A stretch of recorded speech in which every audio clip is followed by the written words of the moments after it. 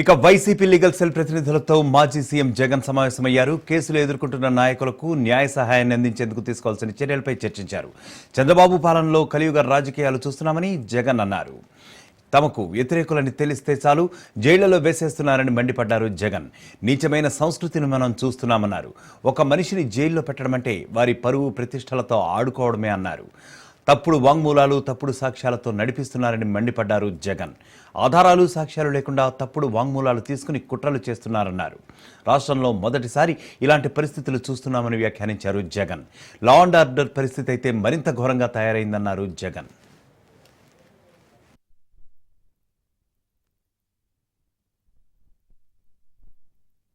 ఈరోజు రాష్ట్రంలో ఉన్న ప్రత్యేకమైన పరిస్థితులు ఏమిటో, ఈ ప్రత్యేక పరిస్థితుల మధ్య మీరు పోషిస్తా ఉన్న పాత్ర ఏమిటో నేను వేరే చెప్పాల్సిన అవసరం లేదు.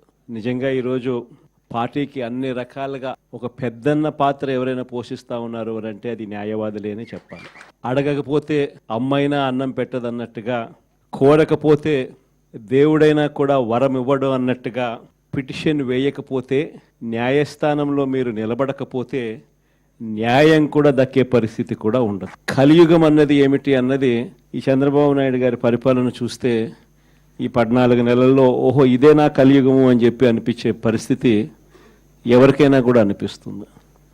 ఎందుకనంటే న్యాయం లేదు, ధర్మం లేదు. తమకు గిట్టని వాళ్ళు ఎవరైనా ఉంటే, తమకు నచ్చని వాళ్ళు ఎవరైనా ఉంటే, తమకు వ్యతిరేకంగా స్వరం వినిపించే వాళ్ళు ఎవరైనా ఉంటే తట్టుకునే పరిస్థితి లేదు, జీర్ణించుకునే పరిస్థితి లేదు.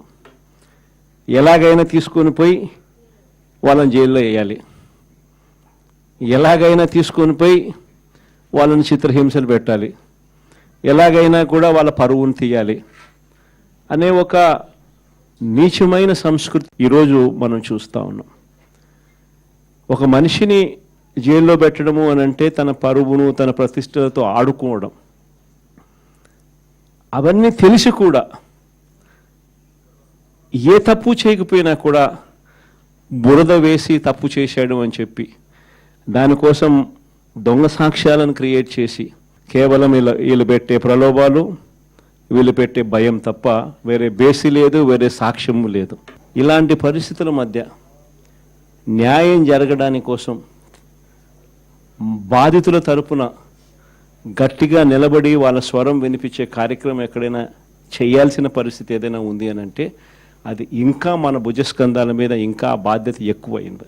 కానీ ఏదైనా కూడా న్యాయం, ధర్మం అనేది వాళ్ళ తరపున ఎవరైనా వాళ్ళ తరపున గట్టిగా నిలబడి వాళ్ళకి న్యాయం చేసే పరిస్థితి రావాలి అని అంటే అది మళ్ళీ మీ భుజస్కంధాల మీదనే ఉంది. కాబట్టి మీరు పోషించే పాత్ర చాలా ఇంపార్టెంట్ పాత్ర. మరీ ముఖ్యంగా కష్టకాలంలో ప్రతిపక్షంలో ఉన్నప్పుడు వైఎస్ఆర్ పార్టీకి నిజంగా పెద్దన్నగా మీరు చేస్తూ ఉన్న పాత్ర ఎప్పటికీ కూడా పార్టీ మర్చిపోదని సందర్భంగా తెలియజేస్తాను.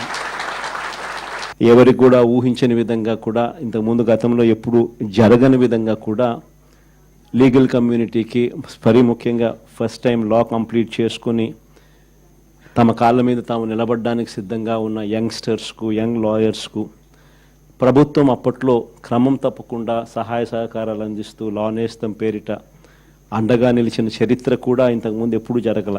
అదొక్క వైఎస్ఆర్సీపీ ప్రభుత్వం వచ్చిన తర్వాత మాత్రమే ఆ చరిత్ర కూడా చూసాం. అలాంటి పరిస్థితుల నుంచి నిజంగా అట్టడుగు వర్గాలకు తోడుగా ఉండాలని చెప్పి కార్యక్రమంలో భాగంగా ఏకంగా జీపీలు, ఏజీపీల నియామకంలో కూడా ఏకంగా 52% రిజర్వేషన్లు ఇచ్చి అట్టడుగు వర్గాలకు కూడా మంచి చేయాలి అని చెప్పి ఆలోచన చేసిన పరిస్థితులు కూడా గతంలో ఎప్పుడు చూడాల. అప్పుడు కూడా జరిగింది కూడా, అది కూడా వైఎస్ఆర్సీపీ హయాంలోనే.